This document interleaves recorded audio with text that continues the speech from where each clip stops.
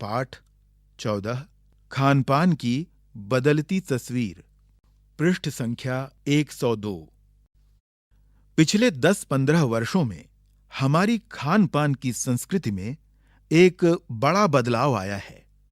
इडली, डोसा, वड़ा, सांभर, रसम अब केवल दक्षिण भारत तक सीमित नहीं है।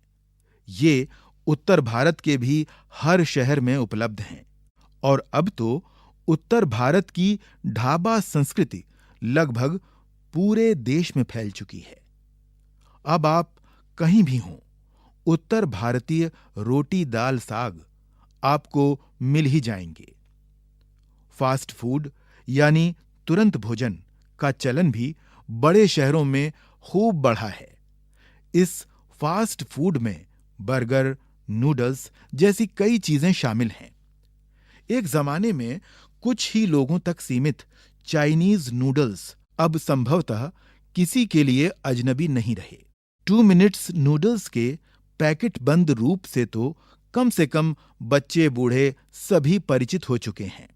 इसी तरह नमकीन के कई स्थानीय प्रकार अभी तक भले मौजूद हों, लेकिन आलू चिप्स के कई विज्ञापित रूप तेजी से घर घर में अपनी जगह बनाते जा रहे हैं।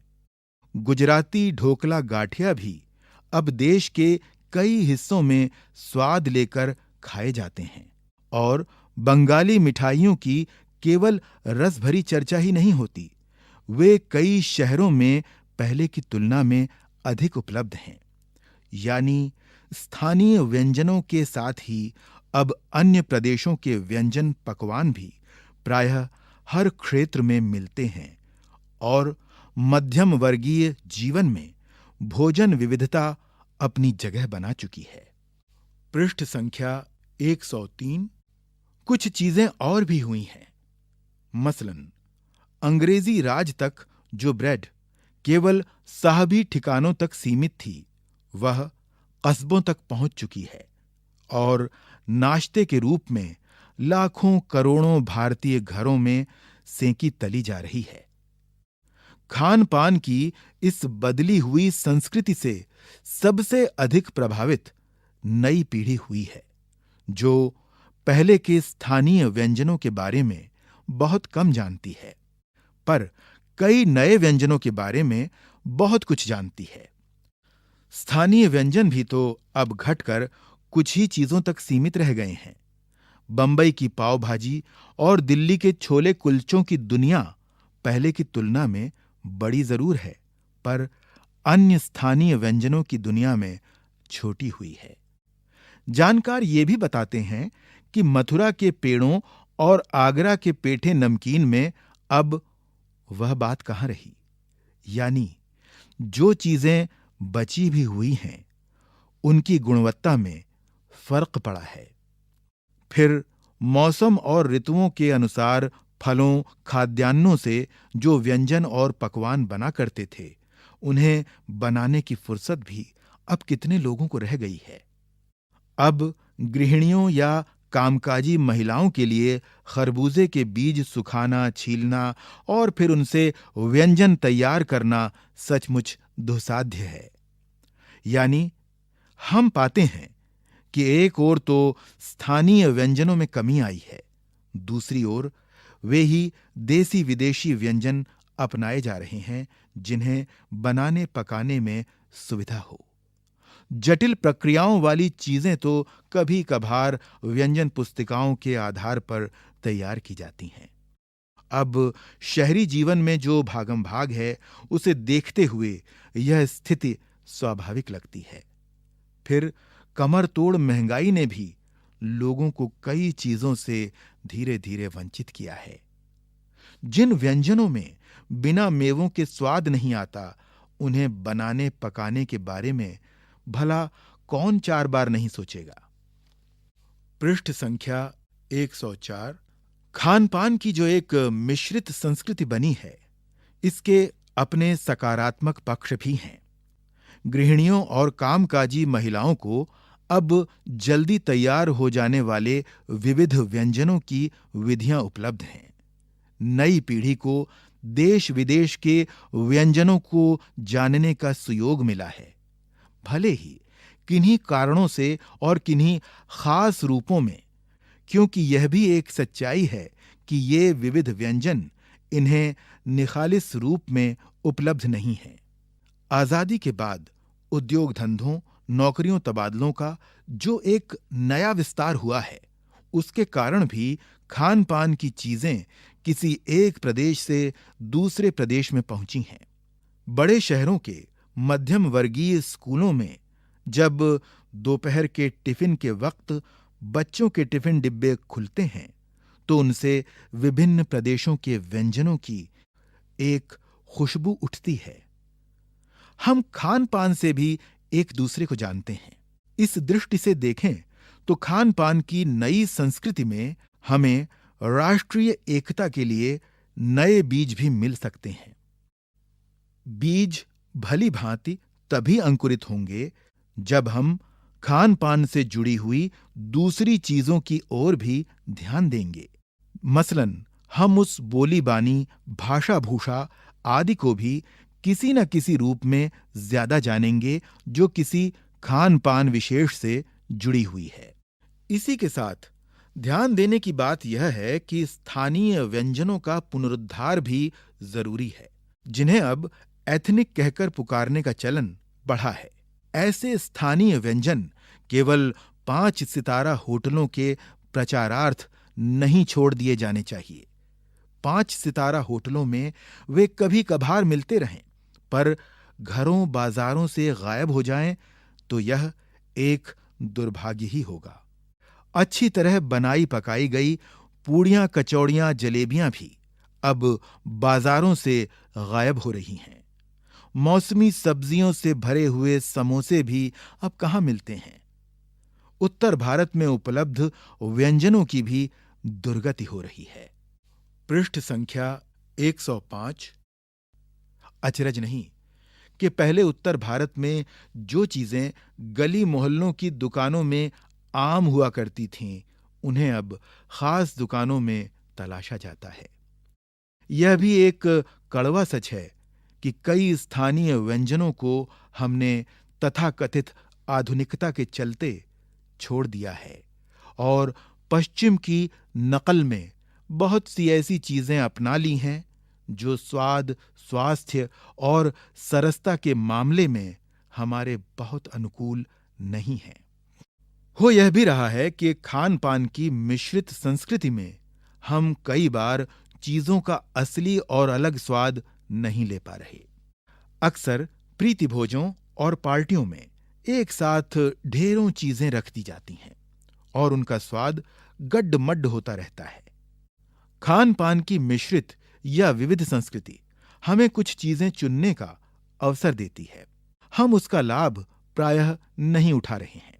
हम अक्सर एक ही प्लेट में कई तरह के और कई बार तो बिल्कुल विपरीत प्रकृति वाले व्यंजन परोस लेना चाहते हैं। इसलिए खान पान की जो मिश्रित विविध संस्कृति बनी है और लग यही रहा है कि यही और अधिक विकसित होने वाली है, उसे तरह तरह से जांचते रहना जरूरी है। लेखक प्रयाग शुक्ल। पृष्ठ संख्या 106। प्रश्न अभ्यास। निबंध से प्रश्न 1। खान पान की मिश्रित संस्कृति से लेखक का क्या मतलब है? अपने घर के उदाहरण देकर इसकी व्याख्या करें। प्रश्न 2। खान पान में बदलाव के कौन से फायदे हैं? फिर लेखक इस बदलाव को लेकर चिंतित क्यों है? प्रश्न 3। खान पान के मामले में स्थानीयता का क्या अर्थ है? निबंध से आगे। 1। घर में बातचीत करके पता कीजिए कि आपके घर में क्या चीजें पकती हैं और क्या चीजें बनी बनाई बाजार से आती हैं। इनमें से बाजार से आने वाली कौन सी चीजें आपके माँ पिताजी के बचपन में घर में बनती थीं। 2। यहां खाने पकाने और स्वाद से संबंधित कुछ शब्द दिए जा रहे हैं। इन्हें ध्यान से सुनिए और इनका वर्गीकरण कीजिए।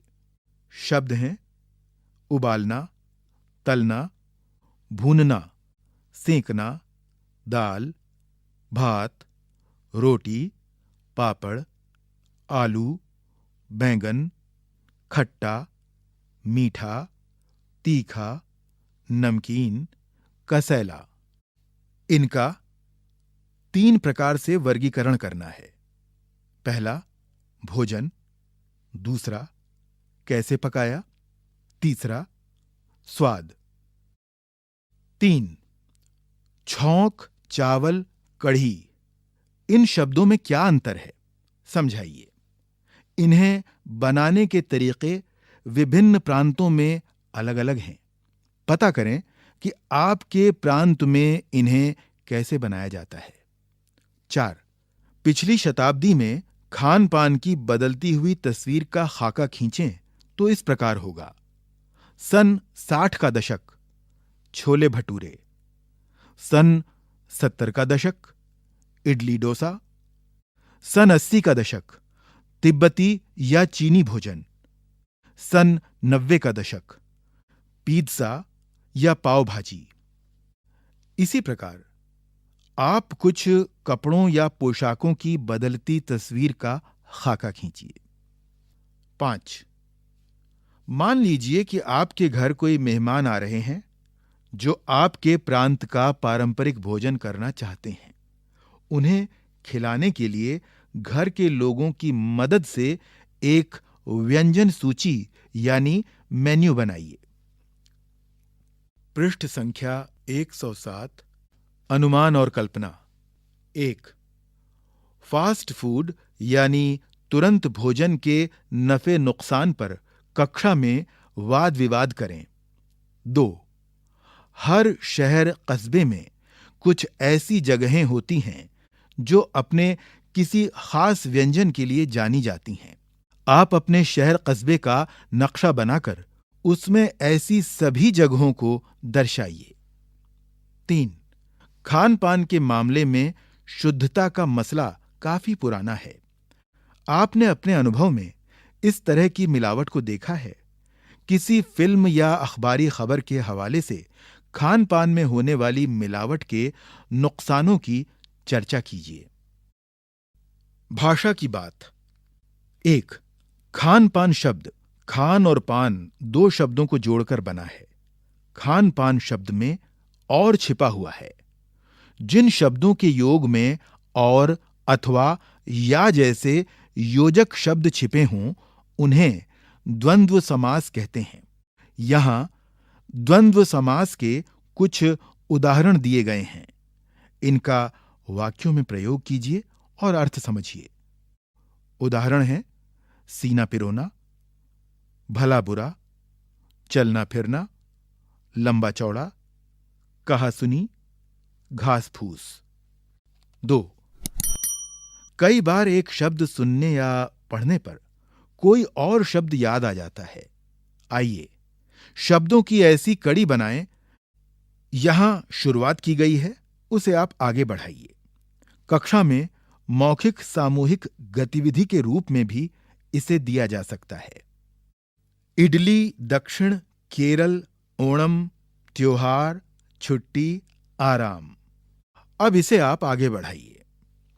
कुछ करने को, उन विज्ञापनों को इकट्ठा कीजिए जो हाल ही के ठंडे पेय पदार्थों से जुड़े हैं।